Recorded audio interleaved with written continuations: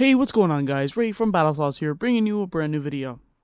Before I get into the topic of this video, make sure to drop a like because it definitely helps our channel grow, and every like is greatly appreciated. Also, make sure to subscribe for more top quality content. Other than that, let's get started. So the main topic of this video is introducing you to the topic I was talking about in the first video, Battlefield 101. Now, in this series, I don't know if you guys remember, if you didn't see the video, make sure to go check it out. It's not the best one because it is my first video, but please go check it out otherwise. Basically, Battlefield 101 is this system I developed on Battlefield 4 that when I try to help you guys out in the best way possible, giving you pro tips, opinions, facts, best weapons, etc., etc. Now, in this video, I'm just going to be going over the most asked question all around YouTube, is how to get better at a certain game. And obviously, we're going to be talking about Battlefield 4 because this is Battlefield 101. So the main topic of this video is how to get better at Battlefield 4. Now, before I begin this, I just want to let you know, guys, that I am not the best player at all at this game. I just know some simple tips and tricks to help you guys out along the way. Now, just to let you guys know, I have jotted down some bullet points just in case if I lose my train of thought, I can refer right back to them and I won't be rambling on about nonsense. Also, I just want to get as much information in this video as possible because I don't know if I'm going to be doing another how to get better at Battlefield 4 again on another Battlefield 101 episode. We'll just have to wait and see how you guys like this series that my friend and I came up with. But yeah, let's not talk about that anymore. Let's just get started. Now, the first bullet I have jotted down is come prepared. Now, this bullet is so simple that it's retarded. Now, what I mean by come prepared is your brightness is either ridiculously high or ridiculously low, and you won't be able to see enemies in the distance because the sun is completely blocking them out, or it's too dark and you can't see anything. You can't see the light of the sniper scopes. Every little bit of this game counts. This is a fantastic game. DICE did a really good job on making it as much as realistic as possible, and I'm really enjoying it. I don't know about you guys, but if you don't have the little things in this game set to your standard, you will not get the best out of it. Also, like, say if your sensitivity is too high and you try to turn on somebody and you know he's behind you, instead you do like a 360 and you completely miss him. Or say your sensitivity is like way too low, you try to turn around and you can't reach him in time because he already has you killed, and like you have no chance. That's what I mean by come prepared. You have to be ready to go in action. Now, obviously, on your first game, you're not going to have like all the weapons you want and stuff, but that's in like a different topic. I'll touch on that probably later in the video. I'm not sure yet. But what I mean mostly by come prepared is settings. Make sure your settings are set to your standards and make it the best for you yourself. So yeah, that's the first bullet point. Now, the second bullet point I have listed is communicate. Very self-explanatory. You need to talk to your teammates. You need to go into game chat, see if anyone has a mic. If you're playing with friends. I know Battlefield 3 had this. I don't know why DICE didn't add it into Battlefield 4 when it came out. They had a squad system making it so like you can start up a squad, then go into a game. But Battlefield 4 is more complicated. You had to like find a game and your friend has to join, hoping that no one else joins in time. Really hope DICE comes out with an update for that in the future. So yeah, communicate is a big part of Battlefield 4 because unlike Call of Duty was a one-man army-based system. If you had an MLG tryhard on Call of Duty, you won every single game. But in Battlefield, if you have an MLG tryhard, yeah, it's a good thing. But say if you don't have objective players who go capture the flags, you don't have people in the jets strafing every tank and every threat in the game, you're not going to be able to have that.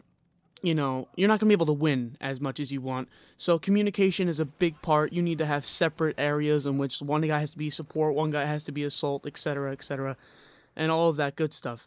Now, play with your friends as much as possible. This falls under the same topic of communicate, because if you guys do talk to each other while you guys are playing, you guys will let each other know what's happening. Is there someone on the flag? Is there someone camping in a corner?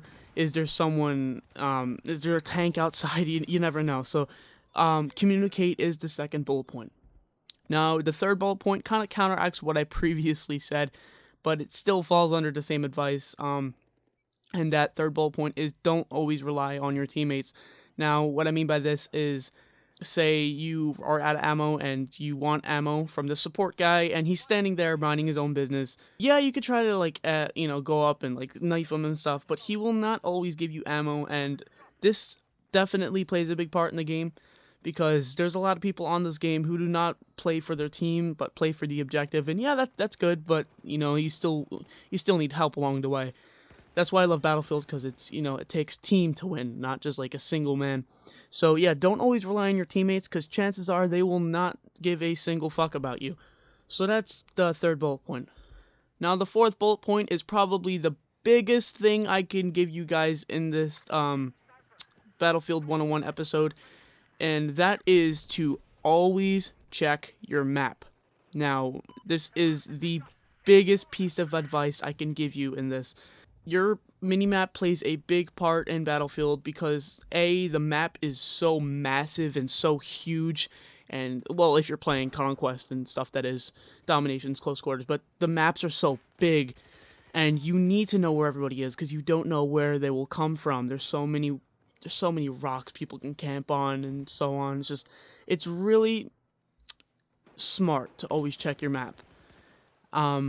Always spot people too. That kind of falls under the same advice. I could put that in another bullet, but always spot, like spam the spot button, because it will put them on the minimap, and it will definitely help you and your teammates out. If he kills you and you respawn back, he probably will still be spotted, and you'll be able to, find him and kill the bastard. But yeah, always check your map. That is bullet point number 4. Now moving on to bullet point number 5, and that is to, of course, know your surroundings. If you do not know your surroundings, you will be lost in Battlefield. I myself have not even come close to knowing every single map in this game, and I have been playing it for quite some time now, but knowing your surroundings will probably take the most time to do, because A, the maps are so massive, and B, there's quite a few maps, plus the new DLCs coming out, it's going to add on to that. So yeah, know your surroundings, because say if you're like playing Operation Locker and there's a hallway, there's one hallway in Operation Locker that is constantly surrounded by enemies. I can't specifically name what hallway it is, but I'm pretty sure you guys get the gist of it.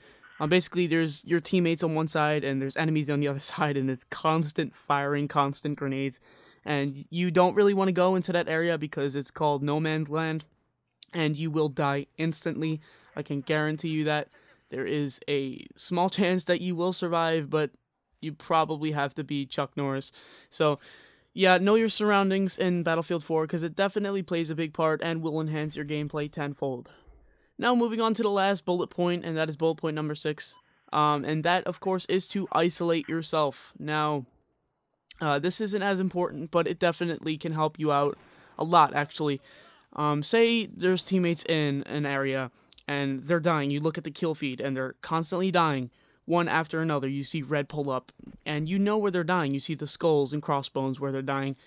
Try to avoid that area, and go by yourself every now and then. This doesn't have to always be all the time, but try to flank the enemies. Try to find out where they're spawning, because chances are all the enemies will be dragged to that certain area where all the teammates are dying, because every person in Battlefield wants to get more kills. So if a lot of teammates are dying in that area, don't go over there. Try to isolate yourself and find an area which you can pick enemies off one by one, because you will help your teammates out and you will gain some kills in the process. So isolating yourself will definitely help you in the future. So yeah, that's our first episode to our Battlefield 101 series. Let me know what you guys think about it down in the comment section below. Also, make sure to ask us what you guys want to see in the next video. Also, please take a second to smack that like button, because every like is greatly appreciated and helps motivate myself and Amin for future videos. And also, make sure to subscribe for more top quality content. You will be keeping up to date with every video that should be coming out in the next few weeks. I appreciate you taking your time to watch this video, and I hope I'll see you next time. Thanks for watching. Bye.